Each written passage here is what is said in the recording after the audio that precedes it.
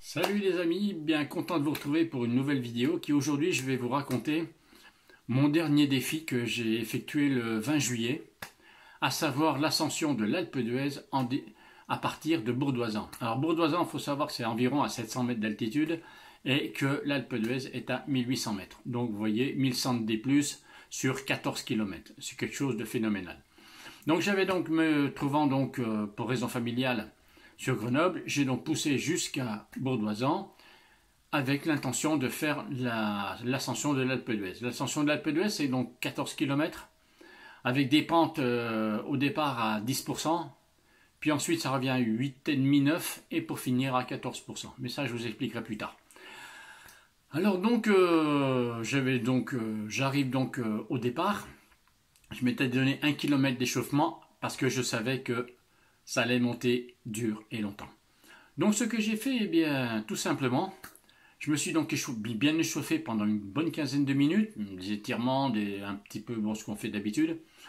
Et ensuite, 1 km avant la première difficulté, j'ai donc décidé de m'échauffer comme ça.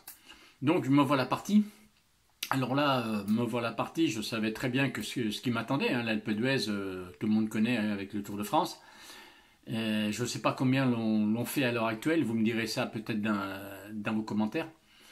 Et donc, première difficulté, bien sûr, se passe devant vous un mur. C'est-à-dire que ça monte directement à 10%. Et là, je peux vous garantir que quand vous venez déjà de faire 1 km d'échauffement, vous commencez déjà à être bien.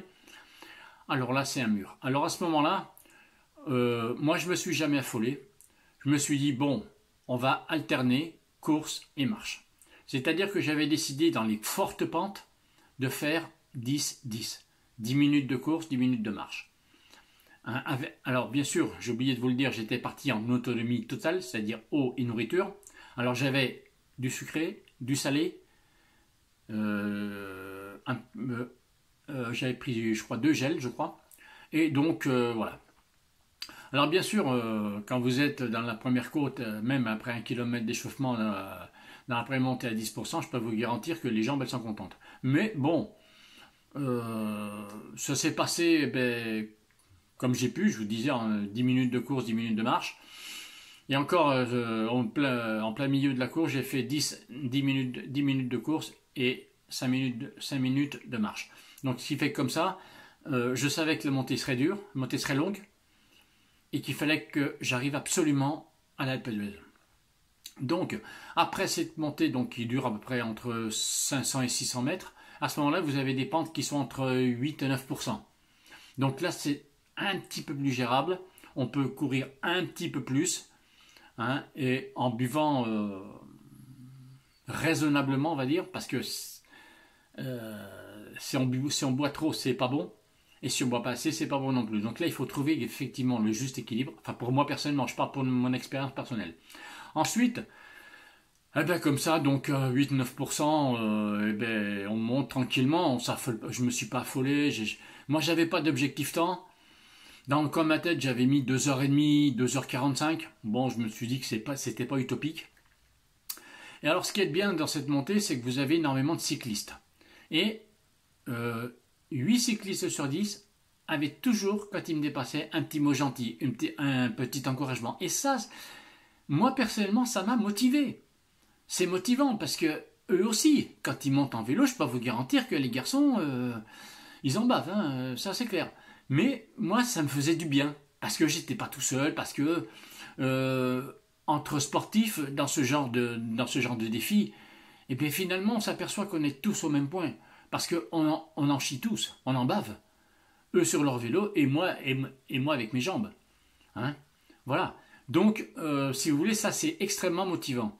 Donc, jusqu'au village de Huez, c'est de 8-9%. Bon, là, je marchais de temps en temps, mais bon, chaque fois parce que je voulais pas me mettre dans le rouge, je voulais arriver à l'Alpe d'Huez. Et donc, j'arrive donc au village de Huez, où là, j'ai fait quand même un bon petit ravitaillement.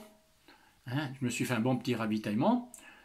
Et quand j'ai tourné la tête à un moment donné, j'ai vu devant moi, j'ai vu les chalets de l'Alpe d'Huez. Ouais. Mais j'ai vu également ce qui m'attendait. Alors ce qui m'attendait, c'était 4 km. Bon, ça encore, éventuellement, c'est pas trop le problème. Mais surtout, ce qui m'attendait, c'était 4 km à 14%. À 13,8, je crois, un truc comme ça. Ah là, je me suis dit, par contre, c'est plus pareil. Surtout que je venais de me faire quand même 10 km quand même. Je me suis dit, bon, là, il faut vraiment gérer. Et là, je me suis, comme je fais du trail, j'ai appris à gérer les efforts en fonction du terrain, en fonction des pourcentages. Voilà. Et donc me voilà reparti donc de Huez. Et là, je peux vous garantir que les jambes elles ont commencé à siffler. Parce que 14% sur 4 km, je vous garantis que là, par contre, l'effort est intense. Mais toujours pareil, toujours dans la gestion.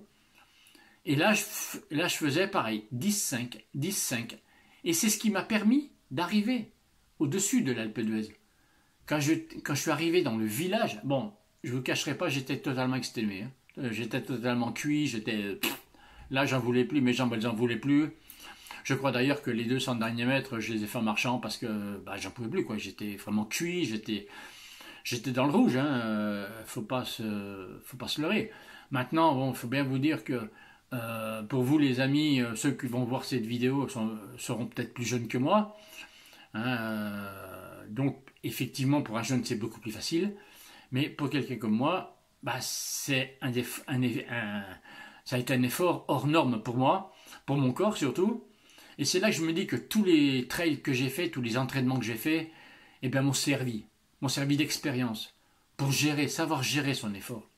Alors, si j'ai un conseil à donner, si je peux me permettre de donner un conseil à ceux qui vont regarder cette vidéo, si vous voulez vous lancer ce genre de défi, que ce soit l'Alpe d'Huez, que ce soit n'importe quel col, entraînez-vous bien et surtout sur l'endurance. Parce que si vous avez pas trop d'endurance, vous n'arriverez pas au bout. Donc voilà. Maintenant, bon, seul petit bémol entre guillemets, c'est-à-dire que un peu avant le village de Huez, dans un virage, j'ai vu un photographe qui photographiait les cyclistes. Bon, normal. Je leur ai dit bonjour et ces personnes-là m'ont rien répondu. Alors là, elles m'ont mis un vent. Que dalle, pas un regard, pas. Alors, la moindre des politesses, c'est en général, quand on dit bonjour, eh ben, on répond, mais eux, non, ils n'ont pas appris. Mais ça, bon, ça, c'est pas bien grave, je leur en veux pas. Les pauvres garçons. Et donc, quand je suis arrivé à l'Alpe d'Huez, ben, ça a été une délivrance. Ça a été une délivrance, mais phénoménale pour moi. Et le problème, c'est que, bon, arrivé à l'Alpe d'Huez, je m'étais dit, donc, je vais rester une heure et demie en haut. J'ai mangé dans un petit resto très sympa.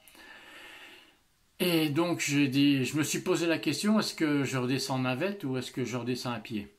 Puis comme je suis pas très bien dans ma tête, je me suis dit, je vais redescendre à pied.